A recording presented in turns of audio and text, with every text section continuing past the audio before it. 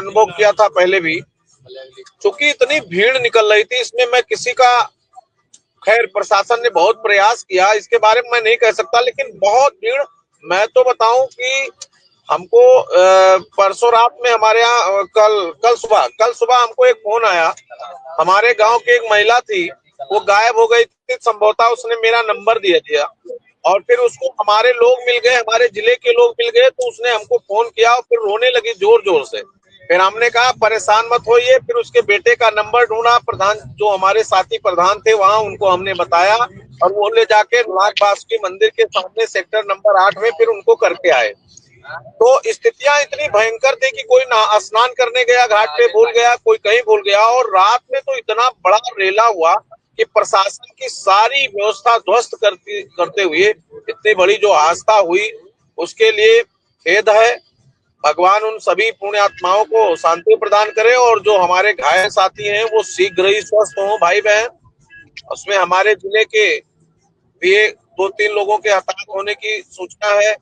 बलिया के 4 माँ बेटी और बहू बेटी नातनी सब लोग साथ में हताहत हो गए हैं। ऐसी तमाम पीड़ादायक घटना है। तो इस पर माननीय मुख्यमंत्री जी ने संज्ञान लिया सुबह में, लेकिन ये बहुत बड़ा विषय हो गया है। अभी एक मैं पढ़ रहा था, एक इंस्पेक्टर थे राय साहब, वो भी ड्यूटी में थे, वो भी उसी में वो भी हताहत हो गए हैं। ऐसे तमाम घटनाएं हैं, ये बड़ा विषय है। शुक्ला जी जब ऑक्सीजन की कमी होगी, शुक्ला जी जब ऑक्सीजन की कमी होगी तो वो ये थोड़ी देखेगा कि आप पुलिसकर्मी हो, आप प्रशासनिक हो, कि आप कर्मचारी हो, वो सबके लिए एक ही जैसी है। वो सब भगदड़ मचा मिश्रा जी, जो उस समय जहां रहा होगा वो उसी दायरे में, पब्लिक किसी को कोई देखता नहीं है। अभी कई घटनाएं ऐसी प्रकाश में आई कि जब पब्लिक भागती है तो वो पीछे आगे पीछे कुछ नहीं देखती, तो क्यों अपनी जान बचा के भागती है। जो नीचे गिर गया उसके ऊपर से लाखों लोग गुजर जाते हैं, जो छूट गया वो छूट गया, अपना बच्चा छूट जाता है, आदमी मुड़ के उसको उठाता नहीं है। और ये तमाम घटनाएं हैं। खैर परमात्मा सबको संबल प्रदान करे, और खैर तब से बहुत शांति चल रही है या आर्मी हो गई है। भगवान करे इसकी पुनरावृत्ति ना हो, कुशल। और मैं आपके चैनल से एक निवेदन और करूंगा कि जो हमारे तमाम लोग श्रद्धालु के बाद करके आवे, एक बैग की आवश्यकता नहीं है, अपने सिस्टम में आवे और स्नान करके सीधे जाएं। लोग ये भी, जो लोग वहां हैं, हमारे तमाम साथी, हमारे भाई बहन के परिवार के लोग हैं, आप संपर्क कर लीजिए। जो संगम तट पे हैं या संगम में हैं, उनसे कहिए रात में हड़बड़ी में ना निकलें। जिनके परिजन वहां हैं उनको आप निवेदन कर लीजिए। और मेरा ये भी सुझाव, लोग धीरे धीरे शांति से प्रशासन का सहयोग होने, और कोई चीज नहीं है, जहाँ है वहां गंगा ही है पूरे मेला पंचमी में।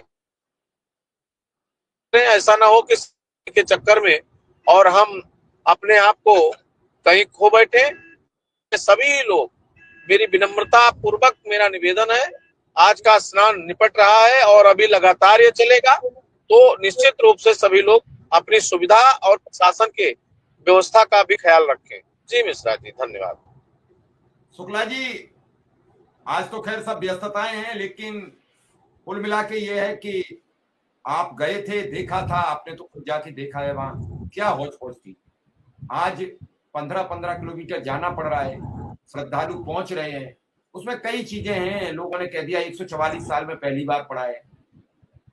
लोग कह रहे हैं कि भीड़ बहुत है, बहुत अच्छी व्यवस्थाएं हैं। तो कहीं ना कहीं श्रद्धालु बहुत, मेरी तो यही सबसे अपील है कि कभी भी चले जाइए, अभी शिवरात्रि तक पूरा वही एक पुण्य फल मिलेगा। और माँ गंगा के किनारे कहीं भी स्नान कर लीजिए, वो जो क्षेत्र होता है वो धार्मिक देवी देवताओं का वास होता है, वो सब जगह होता है, और नहीं होता तो फिर कहीं नहीं होता, मान्यता ही तो है। तो आप कुंभ के पूरे परिक्षेत्र में कहीं भी स्नान कर लें, आपको पूरा पुण्य लाभ मिलेगा। शुक्ला जी, शिक्षा मित्र भी दिनों दिन परेशान हो रहा है, अब उसके मन में यह आहट हो जाएगी अब सरकार फिर फंस गई, अब पता नहीं क्या होगा, इसलिए मैंने आज आपको आमंत्रित किया। क्योंकि यहाँ तो कोई भी आती है बात तो फिर हम